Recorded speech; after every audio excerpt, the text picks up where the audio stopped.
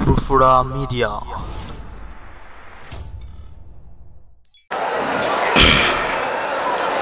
السلام عليكم ورحمة الله وبركاته. الحمد لله نحمده ونستعينه ونستغفره ونؤمن به ونتوكل عليه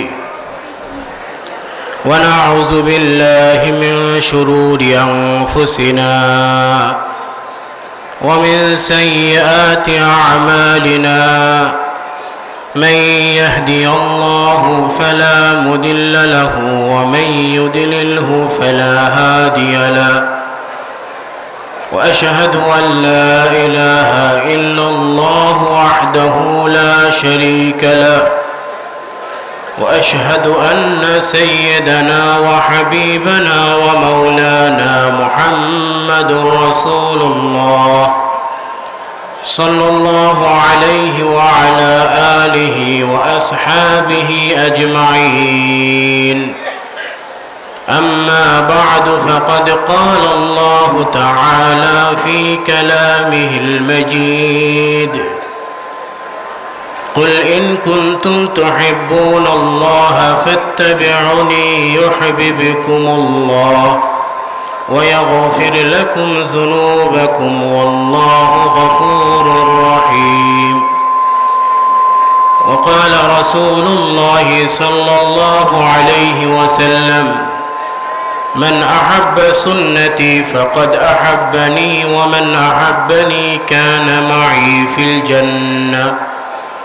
وقال رسول الله صلى الله عليه وسلم أيضا: وإن في الجسد مضغة إذا صلحت صلح الجسد كله وإذا فسدت فسد الجسد كله ألا وهي القلب.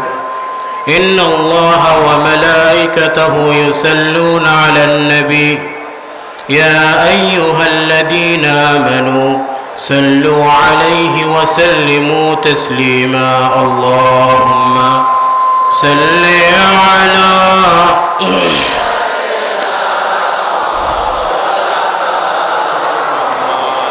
وعلى آل سيدنا আশাটা জবান করে রাসূলুল্লাহর শানে মুহাব্বতে পড়ি আল্লাহুম্মা সাল্লি আলা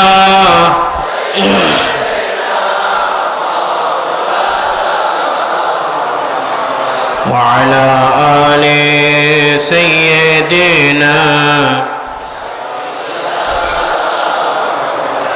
या इलाही दिले खाली शुधु यही जपोना केमन करे जबो आमी ऐ सोनार मदिना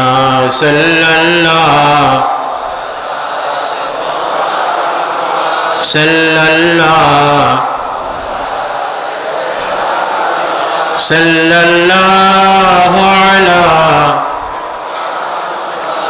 सल्लल्लाहु। सीना है मदीना सीने में, सीना है मदीना सीने में। ऐ शिखले ख्याली रोज़ा की ऐ गुंबुज़े ख़ज़रा तूरे नज़र आँखों में है जारी रोज़ा की। रोज़ा है अमानत उम्मत की, उम्मत है मतवरा रोज़ा की। सल्लल्लाहु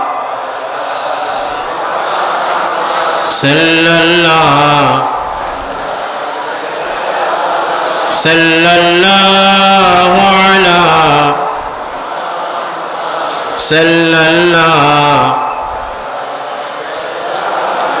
बलग अल-उला बिकमालिही कशफ अद-दुजा बिजमालिही हसनत जमीअ ख़िसालिही। बलग अल-उला बिकमालिही कशफ अद-दुजा बिजमालिही हसनत जमीअ ख़िसालिही। আলহামদুলিল্লাহ, আমরা সকলেই রব্বুল আলামিনের দরবারে শুকরিয়া আদায় করি। সকলে হৃদয় থেকে মহাব্বতের সাথে বলি আলহামদুলিল্লাহ। আর একটু জবান খুলে বলি আলহামদুলিল্লাহ।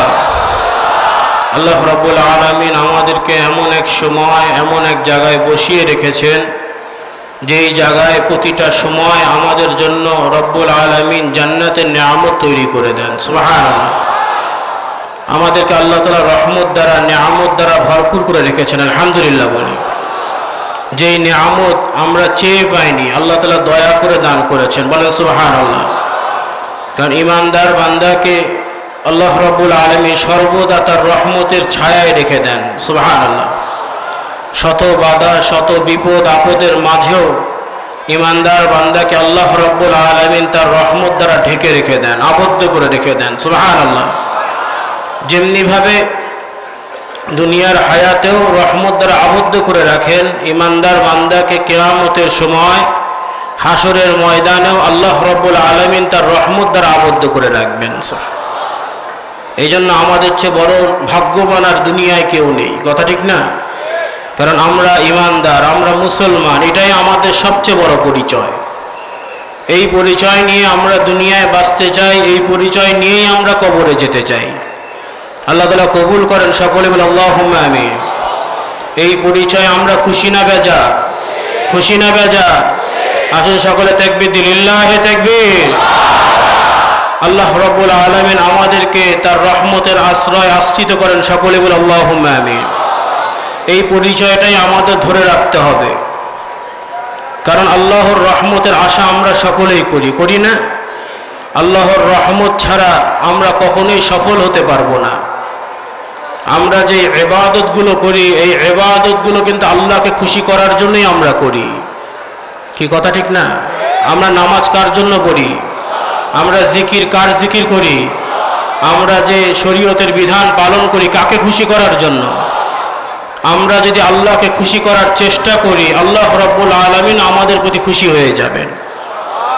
কারণ বান্দাকে আল্লাহ তাআলা কতটা ভালোবাসেন জানেন? বান্দা যদি আল্লাহর রাব্বুল আলামিনের দরবারে কদমে কদমে আসে, আল্লাহ রাব্বুল আলামিন বান্দার দিকে হেঁটে হেঁটে আসেন, সুবহানাল্লাহ। বান্দা যদি আল্লাহর রহমতের দিকে হেঁটে হেঁটে আসেন, আল্লাহ রাব্বুল আলামিন বান্দার দিকে দৌড়ে দৌড়ে আসেন। এজন্য আমার ভাইরা, আমরা ইবাদত করব আল্লাহকে খুশি করার জন্য। কাকে খুশি করার জন্য? এই জন্য আমরা এই জায়গায় এসেছি। আমরা তো দুনিয়ার কোনো নিয়ত নিয়ে আসিনি, দুনিয়ার কোনো কিছু পাওয়ার আশায় কি এখানে এসেছি? এই যে এই পাকশির ময়দানে আমরা বসে আছি, এক সময় আমাদের অনেকে ছিলেন, পূর্বপুরুষ ছিলেন, তারা কবরবাসী হয়ে গেছেন। আজকে আমরা সেই জায়গায় বসে আছি, কথা ঠিক না? কিন্তু এই পাকশির ময়দান থেকে আমাদের খালি ঘুরে ফিরে চলে গেলে হবে না, এখান থেকে আমাদের কিছু নিয়ে যেতে হবে, কি কথা ঠিক না? পরিবর্তন আমাদেরকেই হতে হবে, কেউ পরিবর্তন আমাদের করে দিবেন না। আমাদের পরিবর্তন আমাদেরকেই হতে হবে। যেমন নিজের ভালোটা আমরা নিজেরা বুঝি, একইভাবে আমাদের পরিবর্তনটা আমাদেরকেই বুঝতে হবে। এই পাকশির ময়দানে আমরা এমনভাবে আসব যে যারা সুদ খেতাম পাকশির ময়দান থেকে যে আর সুদ খাবো না, যারা ঘুষ খেতাম পাকশির ময়দান থেকে যে আর ঘুষ খাবো না, যারা হারাম কাজ করতাম পাকশির ময়দান থেকে যে আমরা হারাম কাজ করব না, যারা শরীয়তের বিধান পালন করতাম না, এই পাকশির ময়দান থেকে শরীয়তের বিধানের নিয়ত করে যাব, কি কথা ঠিক না? তবে তো আমরা সফল হতে পারবো। কারণ আমাদের জীবনটা খুবই অল্প সময়, খুবই কম সময়। এই সময়ের মধ্যে আপনি চাইলে আল্লাহর ওলি হয়ে যেতে পারবেন, আর এই সময়ের মধ্যে আপনি চাইলে আল্লাহর শত্রু হয়ে যেতে পারবেন। যদি আমরা দুনিয়ার কাগজের ফুলের পিছে দৌড়াই, তাহলে একটা সময় দেখা যাবে যে আমাদের সময় শেষ হয়ে গেছে, কিন্তু আমাদের আখিরাতে নেওয়ার মতো তেমন কোনো সম্বল হয়নি। আর যদি আমরা আল্লাহর রহমতকে নিজেদের জীবনে ধারণ করতে পারি, ইনশাল্লাহ দেখা যাবে যে আমরা ভুল ত্রুটি করলেও আল্লাহ তাআলা ক্ষমা করে আমাদের জান্নাত হিসেবে কবুল করে নেবেন। কারণ চলার পথে অনেক অপরাধ হয়, চলার পথে অনেক ভুল হয়। কেউ যদি অপরাধ করে মনে করেন যে অপরাধ করেছি, ভালো করেছি, আরও করব, তাহলে এর কপালে কোনোদিন হেদায়েত জুটে না, কি কথা ঠিক না? আর যিনি মনে করেন যে ভুল করেছে আমার ফিরে আসা দরকার, একদিন 2 দিন 1 বছর 2 বছর, ইনশাল্লাহ একদিন না একদিন আল্লাহ তাআলা তাকে কবুল করে নেবেন। প্রিয় ভাইরা, আল্লাহ রসুল সাল্লাল্লাহু আলাইহি সাল্লাম বলেছেন, কুল্লু ইবনে আদম খাত্তাউন ওয়া খায়রুল খাত্তাইন আত-তাওয়াবুন।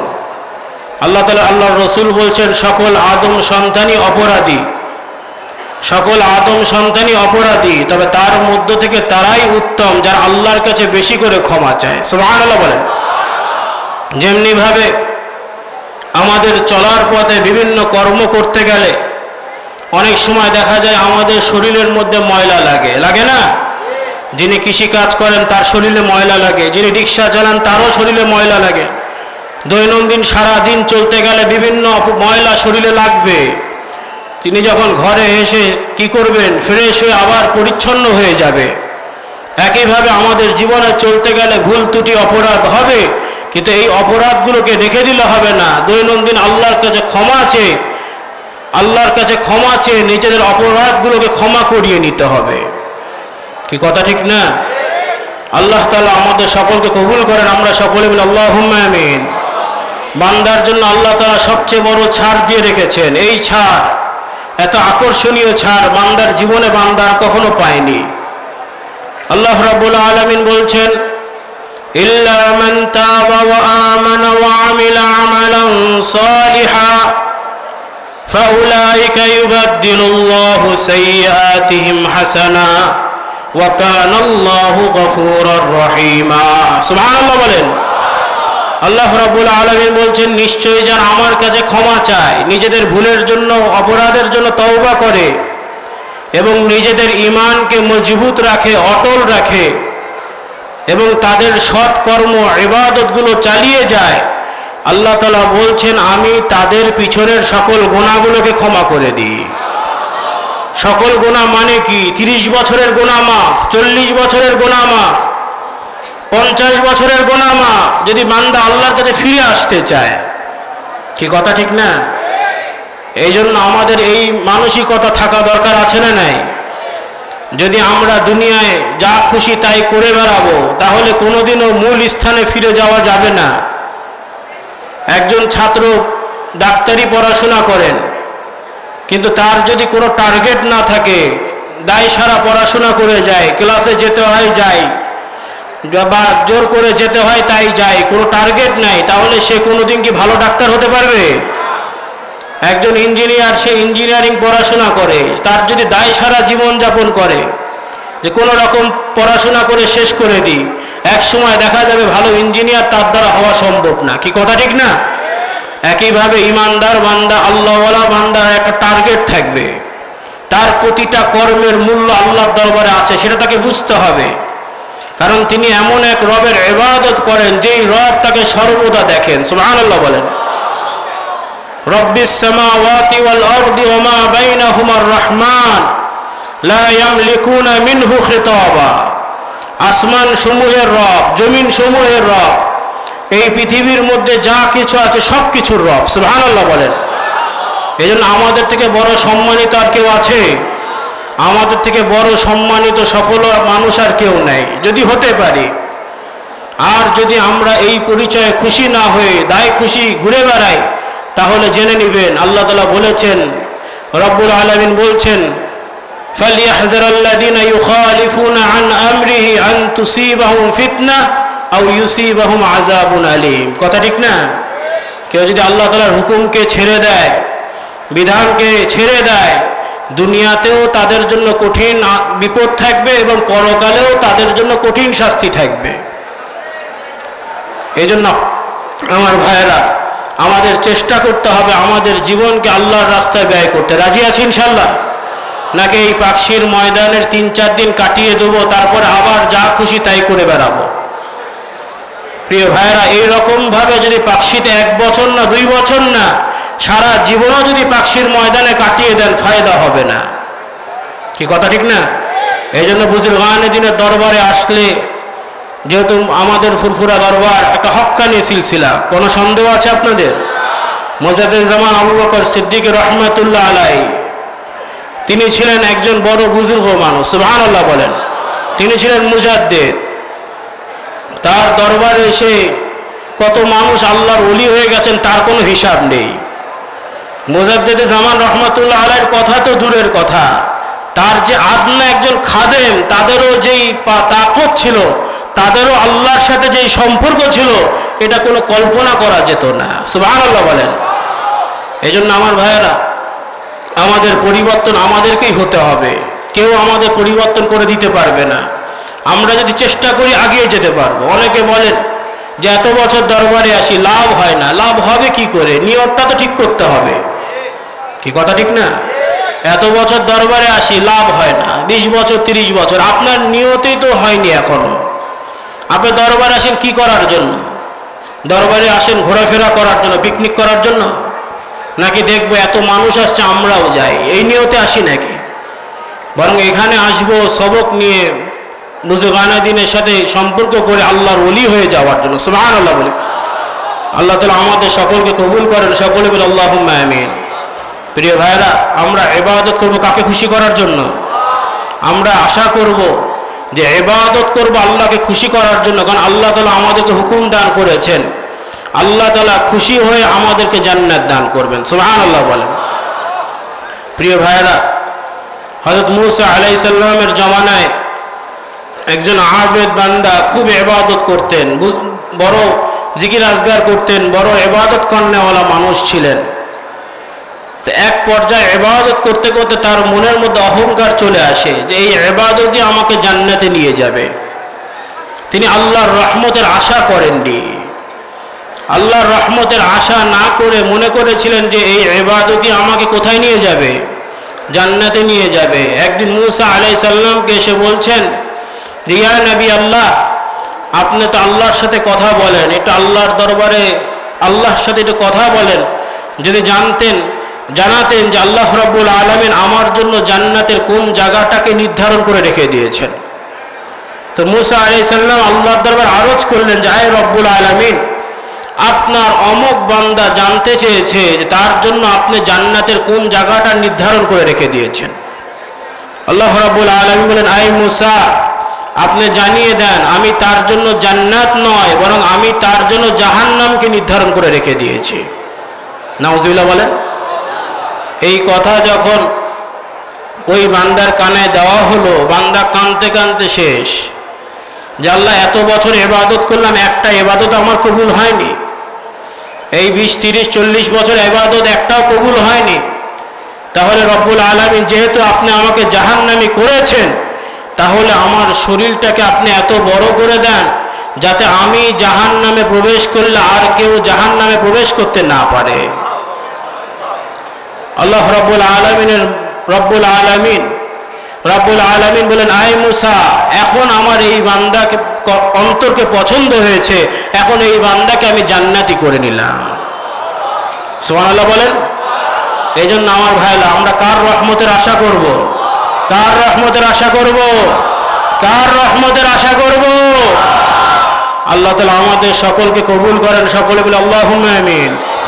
প্রিয় ভাইরা, আল্লাহর রাসূল বলছেন, কিয়ামতের সময় হাসরের ময়দানে আল্লাহর রহমত ছাড়া কেউ জান্নাতে প্রবেশ করবে না। সাহাবা আজমাইন প্রশ্ন করলেন, ইয়া নবী আল্লাহ, আপনিও আল্লাহর রহমত ছাড়া জান্নাতে প্রবেশ করবেন না? আল্লাহ রাব্বুল আলামিন বলেন, হ্যাঁ আমিও। আল্লাহ রাসূল বলেন, হ্যাঁ আমিও। সুবহানাল্লাহ। প্রিয় ভাইরা, তবে আল্লাহর রাসূল বলছেন, তবে কিয়ামতের সময় হাসরের ময়দানে আল্লাহর রহমত সর্বদা আমাকে বেষ্টন করে থাকবে।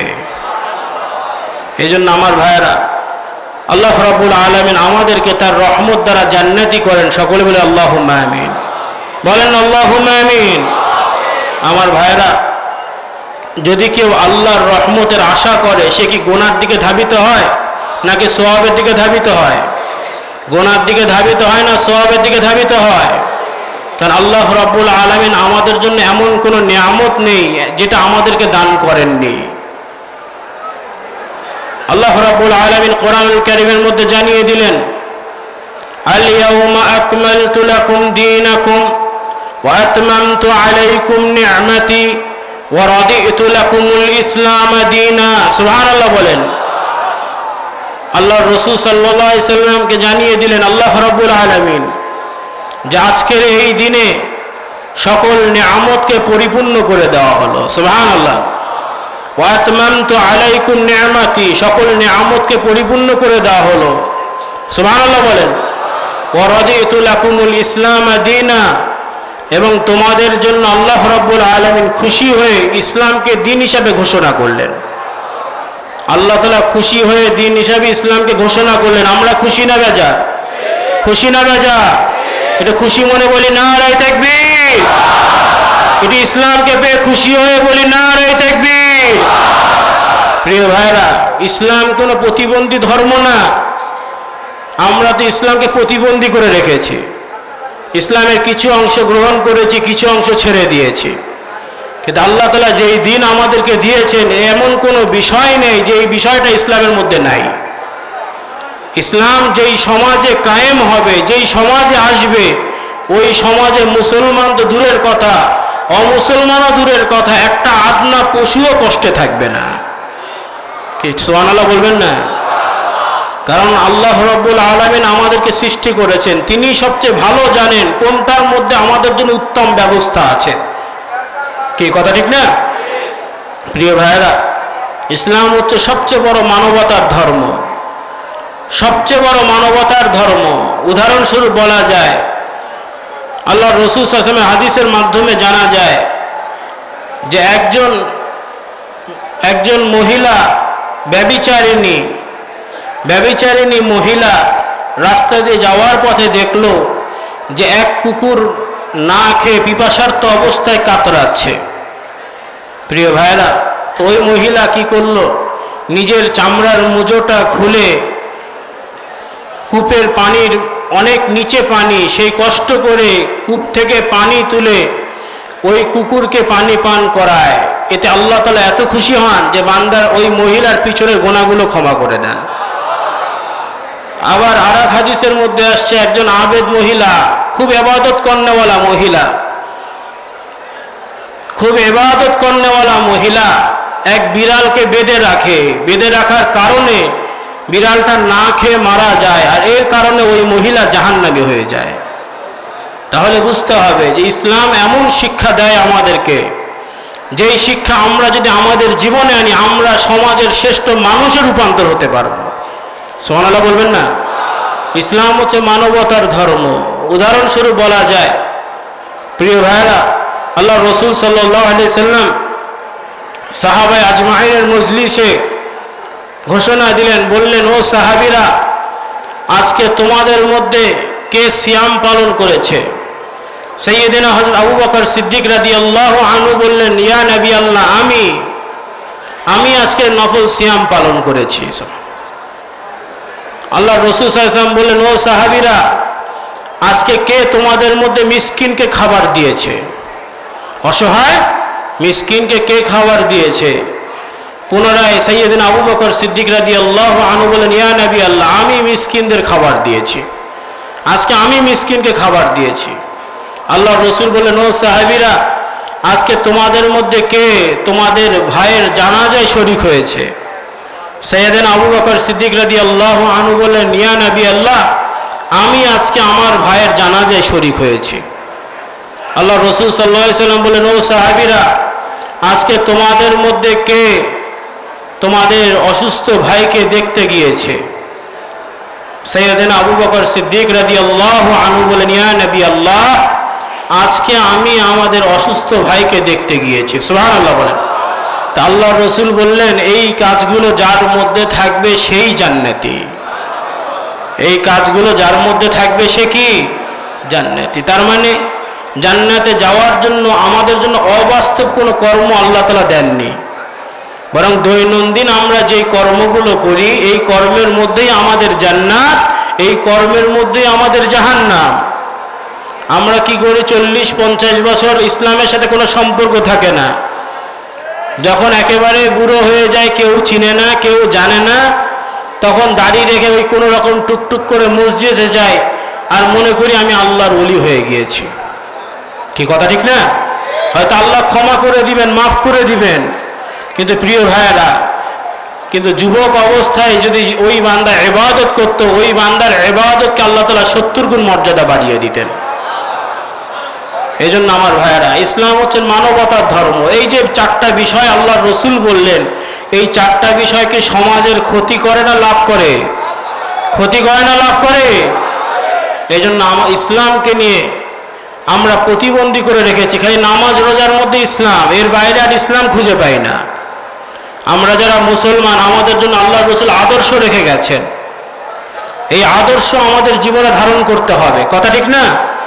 আল্লাহ তাআলা কোরআনুল কারীমের মধ্যে বলেছেন, কুল ইন কুনতুম তুহিব্বুনাল্লাহ ফাত্তাবিউনি ইউহিব্বুকুমুল্লাহ ওয়া ইয়াগফির লাকুম যুনুবাকুম আল্লাহু গফুরুর রহিম। সুবহানাল্লাহ।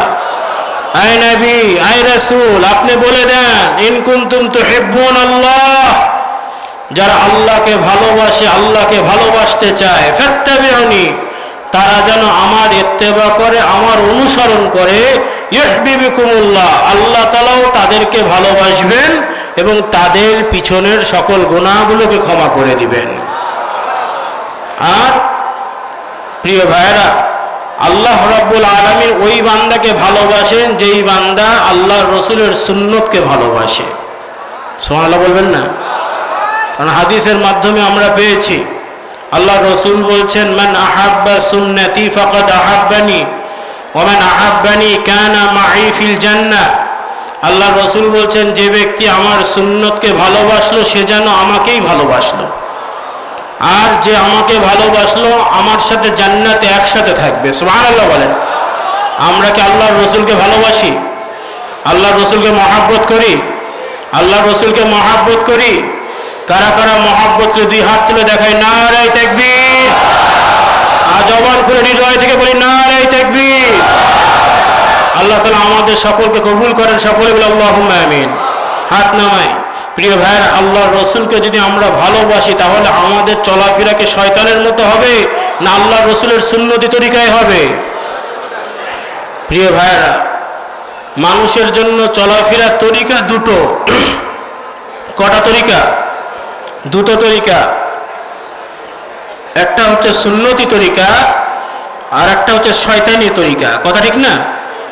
সুন্নতি তরিকায় মানুষ কথা বললে জান্নাতি হয়ে যায়, আর শয়তানি তরিকায় কথা বললে মানুষ জাহান্নামী হয়ে যায়। উদাহরণস্বরূপ বলি, আল্লাহ রসুল সাল্লাল্লাহু আলাইহি সাল্লামের মাধ্যমে পাওয়া যায় যে সুন্নতি তরিকায় মানুষ কথা বললে জান্নাতি হয়ে যায়। আল্লাহ রসুল সাল্লাল্লাহু আলাইহি সাল্লাম হযরত আয়েশা রাদিয়াল্লাহু আনহার ঘরে এসে বলছেন, হে আয়েশা, আজকে আমি খুব খুশি, খুব আনন্দিত, বলো তুমি আমার কাছে কি চাও? তা আয়েশা রাদিয়াল্লাহু আনহা চিন্তা করলেন, আমি কি রাসূলুল্লাহকে বলবো, ইয়া নবী আল্লাহ, আমাকে একটু ভালো খাবারের ব্যবস্থা করে দেন, ভালো থাকার ব্যবস্থা করে দেন। আমি যদি এগুলি আল্লাহর রসুলকে বলি তাহলে আমার রসুলের সাথে বেয়াদবি হবে, কারণ আমরা তো দুনিয়ায় আরাম করতে আসিনি। প্রিয় ভাইয়েরা, বলে রাখা ভালো যে আল্লাহর রসুল সাল্লাল্লাহু আলাইহি ওয়াসাল্লামের ঘরে এমনও দিন গেছে যে 7 দিন 10 দিন পর্যন্ত চুলোর আগুনটা পর্যন্ত জ্বলেনি। সুবহানাল্লাহ বলবেন না? সাইয়্যিদুল মুরসালিন রাহমাতুল লিল আলামিন, দুনিয়ার শ্রেষ্ঠ মানব, সাইয়্যিদুল মুরসালিন, সকল মুরসালিনদের সর্দার, সুবহানাল্লাহ বলেন, সেই রাসূলুল্লাহ সাল্লাল্লাহু আলাইহি ওয়াসাল্লামের ঘরে 10 দিন চুলোর আগুন জ্বলেনি। অথচ আল্লাহর রসুল এমন কোনো দিন নেই যে এই দিন আল্লাহর ইবাদত করেননি। সুবহানাল্লাহ। অনেক সময় ইবাদত করতে করতে, সালাত আদায় করতে করতে আল্লাহর রসুলের পা মোবারক ফুলে যেত। হযরত আয়েশা রাদিয়াল্লাহু আনহা বলতেন, ইয়া নবী আল্লাহ, আপনি এত কষ্ট করেন কেন? আল্লাহ তাআলা তো আপনার জন্য সব গুনাহ ক্ষমা করে দিয়েছেন, আল্লাহ রাব্বুল আলামিন তো আপনার জন্য সব নিয়ামত দিয়েছেন, আল্লাহর রসুল তো মাসুম, বেগুনাহ, আল্লাহ রাব্বুল আলামিন তো আপনার জন্য নিয়ামত দিয়ে ভরপুর করে রেখেছেন, আপনি এত কষ্ট করেন কেন? আল্লাহ রসুল বলতেন, আহা, তোমরা কি আমাকে আমার রবের ইবাদত করতে দিবে না? তোমরা কি আমাকে আমার রবের শুকরগুজার হতে দিবে না? সুবহানাল্লাহ বলেন। আর আমরা 3 বেলা খাওয়ার পরেও, এত আরামে থাকার পরেও একটু বিপদ আসলেই, একটু সমস্যা আসলেই আমরা দিশেহারা হয়ে যাই যে এমন কি অপরাধ করলাম যে এত বড় বিপদ আমাকেই পেল। কি কথা ঠিক না?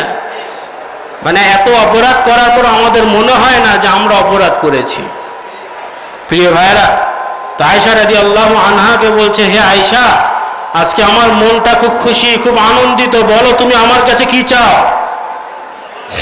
তো আয়েশা রাদিয়াল্লাহু আনহা বলছেন, ইয়া নবী আল্লাহ, আমাকে একটু সময় দেন, আমার বাবার সাথে পরামর্শ করে আপনাকে জানাবো যে আমি আপনার কাছে কি চাই। আমার ভাইয়েরা, আয়েশা রাদিয়াল্লাহু আনহা আল্লাহ রসুল সাল্লাল্লাহু আলাইহি সাল্লামের অনুমতি নিয়ে হযরত আবু বকর রাদিয়াল্লাহু আনহুর কাছে যেয়ে বললেন, আব্বা জান, আল্লাহ রসুল বলেছেন তার কাছে আমি যেটাই চাবো তিনি সেটাই আমাকে দিবেন, তিনি সেটাই আমাকে দান করবেন। তা আল্লাহ রসুল সাল্লাল্লাহু আলাইহি ওয়াসাল্লামের এই কথা শুনে হযরত আবু বকর বললেন, তুমি যাও, তুমি যে বলো, ইয়া নবী আল্লাহ, আপনি যখন মেরাজে গিয়েছিলেন, এই মেরাজে আপনার সাথে আল্লাহর কি সম্পর্ক হয়েছে এমন একটি ব্যাপার আমাদেরকে জানান, যেটা আগে কোনোদিন আপনি আমাদেরকে বলেননি। তো আয়েশা রাদিয়াল্লাহু আনহা আল্লাহ রাসূল সাল্লাল্লাহু আলাইহি ওয়াসাল্লামের দরবারে এসে বললেন, ইয়া নবী আল্লাহ, ইয়া রাসূলুল্লাহ, আপনি যখন মেরাজে গিয়েছিলেন, এই মেরাজে আপনার সাথে আল্লাহর কি সম্পর্ক হয়েছে এমন একটি ব্যাপার আমাদেরকে বলেন, যেটা আগে কোনোদিন আপনি আমাদেরকে বলেননি। সুবহানাল্লাহ বলেন। আল্লাহ রাসূল সাল্লাল্লাহু আলাইহি ওয়াসাল্লাম বললেন, নিশ্চয় আবু বকর ছাড়া এরকম প্রশ্ন কেউ করবে না, তুমি যাও, আবু বকরকে জানিয়ে দাও, আল্লাহ তাআলা সুসংবাদ দিয়েছেন যে কারো কথার মাধ্যমে, যাদের কথার মাধ্যমে আর একজনের হৃদয়ে জোড়া লেগে যায়, আল্লাহ তাআলা তাদের জন্য জান্নাতে সুসংবাদ দান করেছেন। জোরে বলবেন না সুবহানাল্লাহ। তার মানে আমরা দৈনন্দিন কথা বলি না, বোবার মতো থাকি, কথা বলি তো এই কথায় যদি কারো কষ্ট লাগে, কারো আঘাত লাগে, এর জন্য শাস্তি আছে না নেই? প্রিয় ভাইরা, আবু বকর সিদ্দিক রাদিয়াল্লাহু আনহুকে যখন হযরত আয়েশা রাদিয়াল্লাহু আনহা এটা বললেন, আবু বকর সিদ্দিক রাদিয়াল্লাহু আনহু কাঁদতে লাগলেন। তা হযরত আয়েশা রাদিয়াল্লাহু আনহা বললেন, আপনি কাঁদছেন কেন? আপনার দ্বারা তো কারো কোনো ক্ষতি হয় না, আপনার দ্বারা তো কারো কোনো ক্ষতি হয় না, কাউকে কষ্ট দেন না, আপনি কাঁদছেন কেন? হযরত আবু বকর বললেন, হযরত আবু বকর সিদ্দিক রাদিয়াল্লাহু আনহু বললেন, ও আয়েশা, তুমি কি এর অপর দিকটা ভেবে দেখেছো? যদি আমার কথার মাধ্যমে কেউ খুশি হলে, অন্তর জোড়া লাগলে আমার জান্নাত হয়, তাহলে আমার কথার মাধ্যমে কারো হৃদয় যদি ভেঙে যায়, তার জন্য আমাকে জাহান্নামে যেতে হবে। কি কথা বুঝতে পারেন? এই জন্য আমাদেরকে ইসলাম সব শিক্ষা দিয়েছে, আল্লাহ রসুলের সুন্নতি তরিকা আমাদের জীবনে আনতে হবে। রাজি আছেন ইনশাআল্লাহ? আল্লাহ তাআলা কোরআনুল কারীমের মধ্যে বলেছেন, লাকাদ কানা লাকুম ফি রাসূলিল্লাহি উসওয়াতুন হাসানা লিমান কানা ইয়ারজুল্লাহা ওয়াল ইয়াউমিল আখির ওয়া যাকারাল্লাহা কাসীরা। সুবহানাল্লাহ বলেন। অনেক সময় আমাদের সমাজে এমন অনেক মানুষ আছে, সারা বছর রাসূলুল্লাহর সাথে কোনো সম্পর্ক নেই, সারা জীবন আল্লাহর রাসূলের সাথে কোনো সম্পর্ক নেই, মরে যাওয়ার পরেই দেখবেন সবাই নিয়ে বলবে মিল্লাতে রাসূলুল্লাহ, ব্যাস লোকটা ভালো হয়ে গেল। আছে না নাই? প্রিয় ভাইরা, এই জন্য আল্লাহ তাআলা বলছেন, যারা আখিরাত এবং আল্লাহর প্রতি ঈমান রাখে, বেশি করে আল্লাহর জিকির করে, আল্লাহকে স্মরণ করে, তাদের জন্যই আল্লাহর রসুল হচ্ছেন উত্তম আদর্শ। জোরে বলেন না সুবহানাল্লাহ। প্রিয় ভাইরা, যেমন ধরেন, যে যেই কাজে আগায় সে সেই কাজে সফলতা পাওয়ার সম্ভাবনা আছে। এখন একজন যদি রিক্সা চালায়, তিনি যদি চিন্তা করেন যে আমার আইডল, আমার আদর্শ হচ্ছে ওই শ্রেষ্ঠ ডাক্তার, সে কিয়ামত পর্যন্ত ওই ডাক্তারের কাতারে যেতে পারবে? তো তার কর্ম তো সেই দিকে না। একইভাবে আমরা যদি রাসূলুল্লাহকে আদর্শ হিসেবে গ্রহণ করতে পারি, তবেই আমরা সাচ্চা রাসূলুল্লাহর মহব্বতের আশিক হতে পারবো। কি কথা ঠিক না? আল্লাহ তাআলা আমাদের সকলকে কবুল করেন, সকল বলি আল্লাহুম্মা আমিন। প্রিয় ভাইরা, আল্লাহ রাব্বুল আলামিন আমাদের কত বড় নিয়ামত দান করেছে জানেন? আল্লাহ রাব্বুল আলামিন আমাদেরকে কত বড় নিয়ামত দান করেছে জানেন? প্রিয় ভাইরা, মক্কা মক্কাতুল মুকাররমা, মদিনা মদিনাতুল মুনাওয়ারা, মক্কাতে গারে হেরা আছে, মদিনাতে গম্বুজে খেজরা আছে, মক্কাতে জমজম আছে, মদিনাতে কাউসার আছে, মক্কাতে রহমানুর রহিম আছে, মদিনাতে রাহমাতাল লিল আলামিন আছে। বলেন না সুবহানাল্লাহ। নারে তাকবীর। ওমা আরসালনাকা ইল্লা রাহমাতাল লিল আলামিন। যদি গ্রহণ করতে পারেন সফল হয়ে যাবেন। যদি সেই আদর্শ নিজেদের জীবনে ধারণ করতে পারি সফল হয়ে যাব। দুনিয়ার কোনো বাধাই আমাদেরকে আটকাতে পারবে না।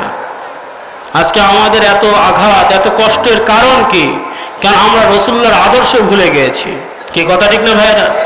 যদি আল্লাহ রসুলের আদর্শ মুসলমানের জীবনে থাকতো তাহলে তার ঘরেও কোনো কষ্ট থাকতো না, তার সংসারেও কষ্ট থাকতো না, তার জীবনেও কোনো কষ্ট থাকতো না, তাই না ভাইরা? আল্লাহ তাআলা আমাদের সকলকে কবুল করেন, সকলে বলে আল্লাহুম্মা আমিন। প্রিয় ভাইরা, সাহাবায়ে আজমাইন আল্লাহর রসুলকে মহাব্বত করতেন, ভালোবাসতেন। আর সাহাবায়ে আজমাইনের ভালোবাসা কেমন ছিল? উদাহরণস্বরূপ বলা যায়, সাহাবা আজমাইন শুনতে পেলেন যে আল্লাহ রসুল সাল্লাল্লাহু আলাইহি সাল্লাম উহুদের ময়দানে আক্রান্ত হয়েছেন। এই কথা শোনার পরে একজন মহিলা ঘরে টিকতে পারলেন না। রসুলুল্লাহকে কেমন ভালোবাসতে হবে, জীবনের সব দিয়ে ভালোবাসতে হবে, উদাহরণ বলে। প্রিয় ভাইরা, মহিলা ঘরে টিকতে পারলেন না, পাগলের মতো ঘর থেকে ছুটে বের হয়ে গেলেন। কিছুদূর যাওয়ার পরে সাহাবা আজমাইন আটকালেন, যে তুমি কই যাচ্ছ, তুমি কই যাচ্ছ? তুমি কি শুনেছো জিহাদের ময়দানে তোমার স্বামী শহীদ হয়ে গেছে? মহিলা কিছু বললেন না, তিনি পাগলের মতো দৌড়াচ্ছে। আরো কিছু দূর যাওয়ার পরে আর একদল সাহাবী আটকালেন, যে তুমি যাচ্ছ কোথায়? তুমি কি শুনেছো জিহাদের ময়দানে তোমার স্বামীও শহীদ হয়ে গেছে, এমনকি তোমার কলিজার টুকরো 2 সন্তানও শহীদ হয়ে গেছে? তো এই মহিলা বললেন যে কে শহীদ হয়েছে এটা আমাকে বলো না, আগে বলো কাইফার রাসূল, আমার নবী কেমন আছে সেটা আগে বলো। জিহাদের ময়দানে যে দেখলেন যে আল্লাহর রসুল সুস্থ আছেন, হায়াতে আছেন, মহিলা পাগলের মতো হাওয়া করে কেঁদে দিয়ে বলেন, ইয়া নবী আল্লাহ, ইয়া রাসূল আল্লাহ, আমার স্বামী শহীদ হয়ে গেছে, আমার 2 সন্তান শহীদ হয়ে গেছে, ইয়া নবী আল্লাহ, আপনি আছেন, আমার সব আছে। এইভাবে আমাদেরকে রাসূলুল্লাহকে গ্রহণ করা দরকার আছে না নাই? সুন্নতের প্রতি ভালোবাসা থাকতে হবে, আল্লাহ রসুলের সুন্নতকে হৃদয় থেকে ধারণ করতে হবে। একটা আদনা সুন্নতকেও আমরা অবমূল্যায়ন করতে পারি না, কথা ঠিক না? কারণ একটা আদনা সুন্নতকে অবমূল্যায়ন করা মানেই আমার রসুলকে অপমান করা। কি কথা ঠিক না? কেউ যদি বলে আল্লাহ রসুল এটা করেছেন, আপনাকে করতে হবে, আপনাকে হৃদয় থেকে ধারণ করতে হবে। আজকাল অনেক মানুষ আছেন বড় বড় হকের কথা বলে বেড়ান, কিন্তু তার জিসিমের দিকে তাকালে একটা সুন্নত খুঁজে পাবেন না। বড় বড় লেকচার দিয়ে বেড়ান, কিন্তু তার দিকে তাকালে একটা সুন্নত, একটা আখলাক, একটা আদব পর্যন্ত খুঁজে পাওয়া যায় না। কি কথা ঠিক না ভাইয়া? যার লেবাসে সুরতে রাসূলুল্লাহর আদর্শ পাওয়া যায় না, তার মধ্যে হকের কি পাওয়া যাবে? এই জন্য আমার ভাইয়েরা, আল্লাহ রসুলের সুন্নতকে আমাদের জীবনে হৃদয় থেকে ধারণ করতে হবে। পারবো ইনশাল্লাহ? আজকে থেকে চিন্তা করব, খাওয়ার সময় যে আমার রসুল কিভাবে খেতেন, কথা বলার সময় চিন্তা করব আমার রসুল কিভাবে কথা বলতেন, মানুষের সাথে কিভাবে সামাজিকভাবে যোগাযোগ রাখতেন, কিভাবে ব্যবসা করতেন, কিভাবে মানুষের সাথে আদান প্রদান করতেন। এই সকল বিষয়গুলো আমাদের শিখতে হবে। হয়তো একবারে সব পারবো না, কিন্তু একটু একটু করে যদি আমরা আগাই, ইনশাল্লাহ একটা সময় দেখতে পাবেন, আল্লাহ তাআলা যদি কবুল করেন, ইনশাল্লাহ আপনার মধ্যে আল্লাহর রসুলের পূর্ণাঙ্গ আদর্শ নমুনা চলে আসবে। আল্লাহ তাআলা আমাদের সকলকে কবুল করেন। আমরা সকলে বলি আল্লাহুম্মা আমিন, বলেন আল্লাহুম্মা আমিন। প্রিয় ভাইরা, আপনাদের সকলের প্রতি আমার আহ্বান থাকবে যে আসুন একজন মুসলমানের যে গুণগুলো থাকা দরকার, অন্তত সেই ফরজ গুণগুলো আমরা আমাদের জীবনে নিয়ে আসব। পারবো ইনশাল্লাহ? অবহেলা করব না।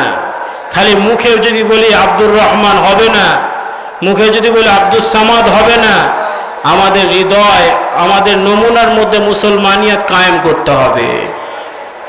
এমনভাবে আমরা চলবো যাতে অমুসলিমরা দেখলেও চিন্তা করে যে আহা, মুসলমানের আখলাক এত সুন্দর। সুবহানাল্লাহ বলেন। সাহাবে আজমাইন যে দেশে দাওয়াতের জন্য গেছেন, তাদের দাওয়াত দিতে হয়নি, তারা গেছেন, তাদের চলাফেরা দেখে অমুসলিমরা মুসলমান হয়ে গেছে। আর আমরা এমনভাবে চলাফেরা করি যে আমাদের চলাফেরা দেখলে আমরা মুসলমানদেরকে অমুসলিমরা লাঞ্ছিত করে। কি কথা ঠিক না? আল্লাহ তাআলা আমাদের সকলদের কবুল করেন। সকলে বলে আল্লাহুম্মা আমিন। প্রিয় ভাইরা, যেহেতু লম্বা সময় না, এসার সময় হয়ে যাবে, সর্বশেষ একটা বিষয় আপনাদেরকে আমি বলে যাই। আমার ভাইরা, মুসলমানিয়াত কায়েমের জন্য অন্তত 4টি বিষয় আমি আপনাদের কাছে আরজ করে যাব। পারবো ইনশাল্লাহ? আল্লাহ তাআলা আমাদের সকলকে কবুল করেন।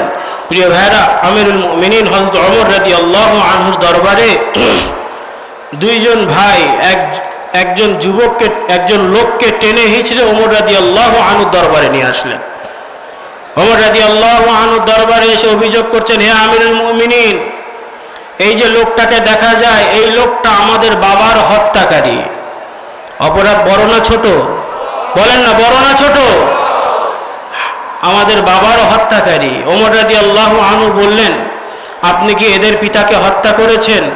হ্যাঁ আমিরুল মুমিনিন, আমার দ্বারা এই অপরাধ হয়ে গেছে, কিন্তু আমি এটা ইচ্ছা করে করিনি, এটা ইচ্ছা করে করিনি। হে আমিরুল মুমিনিন, আমি অনেক কষ্ট করে কিছু ফসল তৈরি করি, তো হঠাৎ করে এই যে দুই ভাই দেখছেন, এদের একটা পশু যে আমার সব ফসলগুলো নষ্ট করে দেয়। তা আমি আর রাগ সহ্য করতে না পেরে একটা পাথর নিয়ে ওই পশুর গায়ে নিক্ষেপ করি। পশুর গায়ে না লেগে ওই পাথরটা এদের বাবার মাথায় যে আঘাত করে, সেখানেই সে ইন্তেকাল করে। হে আমিরুল মুমিনিন, বিশ্বাস করেন এটা আমি ইচ্ছা করে করিনি। তা আমিরুল মুমিনিন ওমর রাদিয়াল্লাহু আনহু বললেন, ওই দুই ভাইকে বললেন, তোমরা একে আল্লাহর জন্য ক্ষমা করে দাও, তোমরা একে মাফ করে দাও, সে তো ইচ্ছা করে করেনি।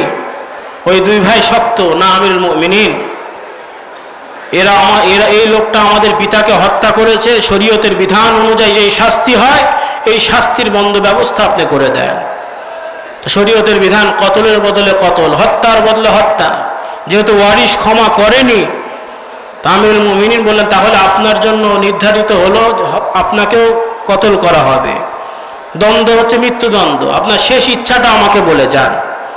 তো এই সাহাবী বলছেন, হে আমিরুল মুমিনিন, যেহেতু আমার জন্য সিদ্ধান্ত হয়ে গেছে, তাহলে আমাকে অন্তত 3টা দিন আমার সময় দেন, এটাই আমার শেষ ইচ্ছা। 3 দিন আপনি সময় দিবেন, আমার কাছে কিছু এতিমের আমানত রাখা আছে, কিছু এতিমের আমানত রাখা আছে, তাদের বাবা চলে যাওয়ার সময় এই আমানতগুলো আমার কাছে দিয়ে গেছে, যেহেতু আমি থাকবো না, তাহলে অন্তত আমাকে 3 দিন সময় দেন, আমি যাতে এই আমানতগুলো তাদেরকে আমি পূর্ণাঙ্গ বুঝিয়ে দিতে পারি। সুবহানাল্লাহ বলবেন না? তার মৃত্যুদণ্ড হবে, তার এটা নিয়ে চিন্তা নাই, তার চিন্তা হচ্ছে আমার কাছে একজনের আমানত রাখা আছে।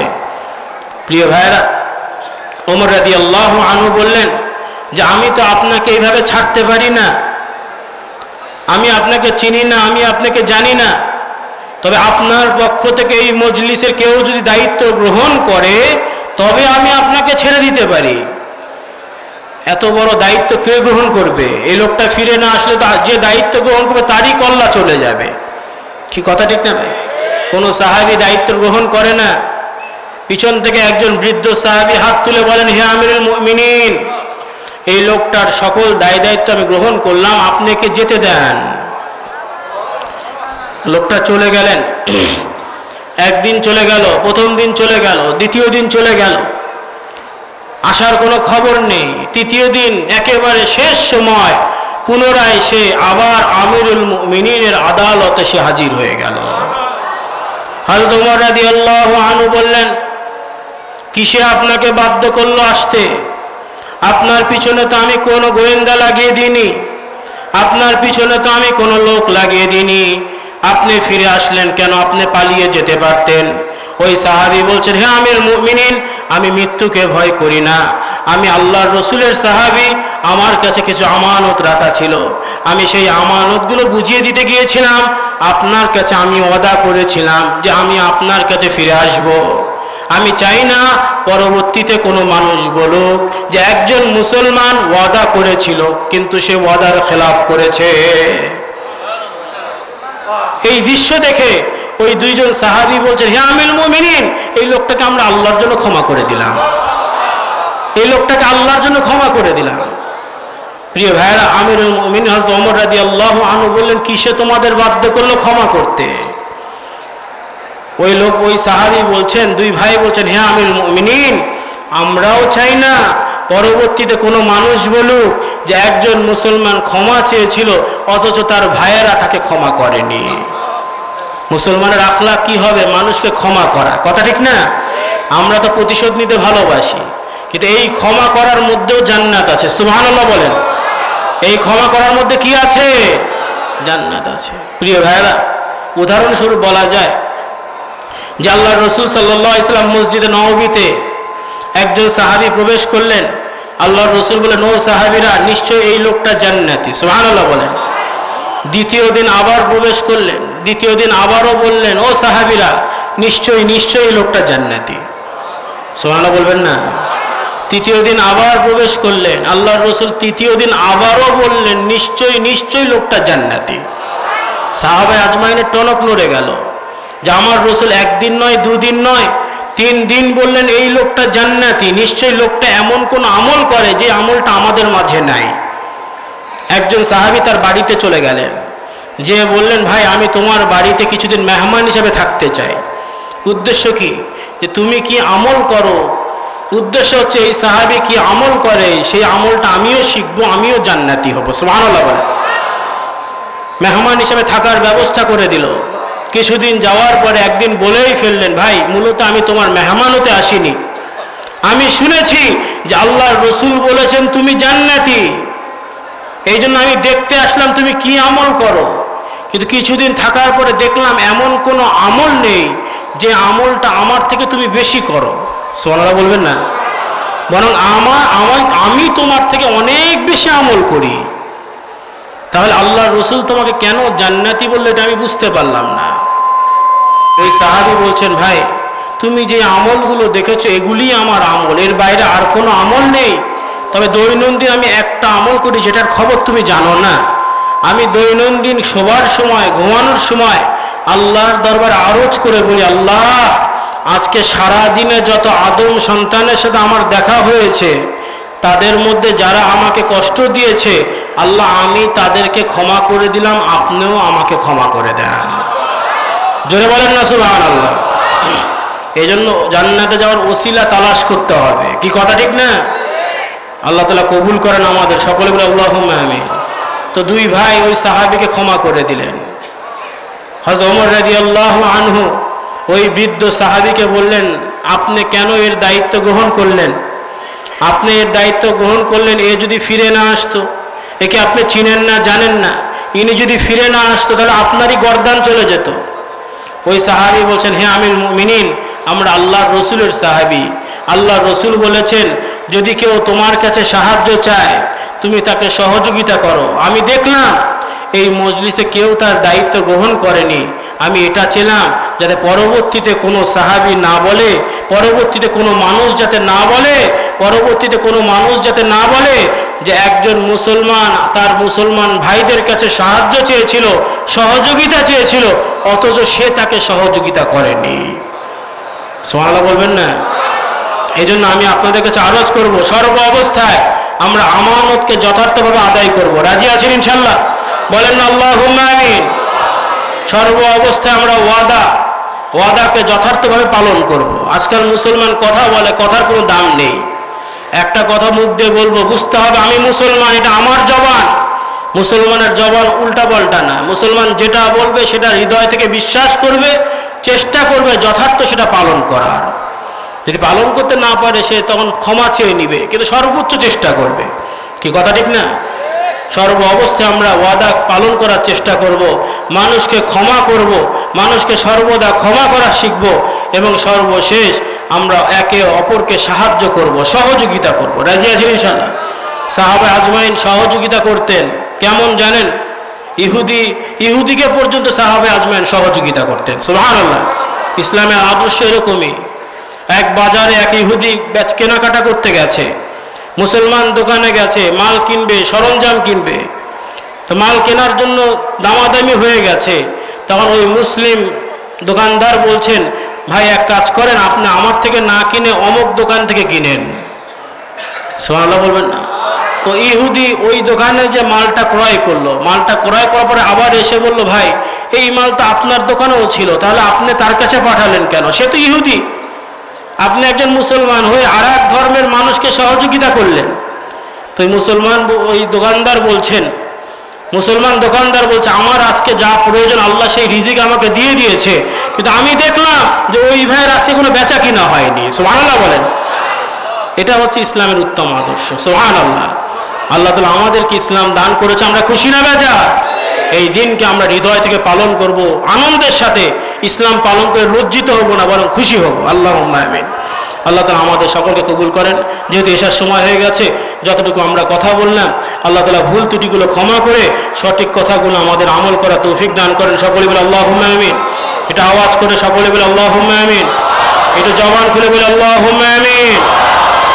সুবহানাকাল্লাহুম্মা ওয়া বিহামদিকা ওয়া আস্তাগফিরুকা ওয়া আতুবু ইলাইক। আসসালামু আলাইকুম ওয়া রাহমাতুল্লাহি ওয়া বারাকাতুহু।